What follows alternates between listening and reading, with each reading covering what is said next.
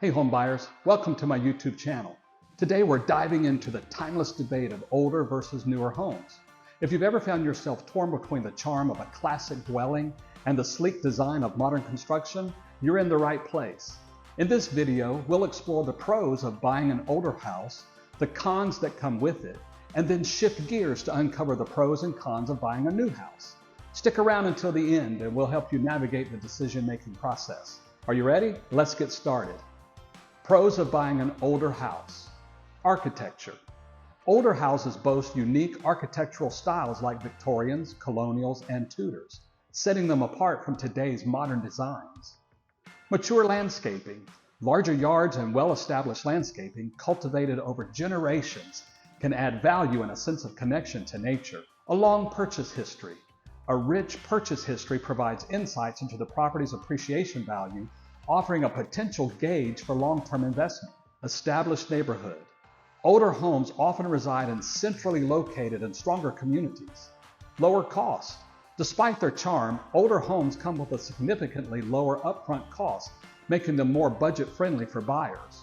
And here are the cons of buying an older house. Maintenance costs. Older materials may result in frequent maintenance needs, ranging from plumbing, roofing, HVAC issues to sloping floors, often at a considerable cost. A smaller floor plan. Smaller, separate spaces may be a challenge for those accustomed to modern, open floor plans and larger living spaces. Utility costs. Older homes may lack energy efficiency, leading to higher annual expenses on electricity and gas compared to newer construction homes. Fewer safety regulations. Construction standards evolve and older homes may not meet current safety codes, necessitating thorough inspections.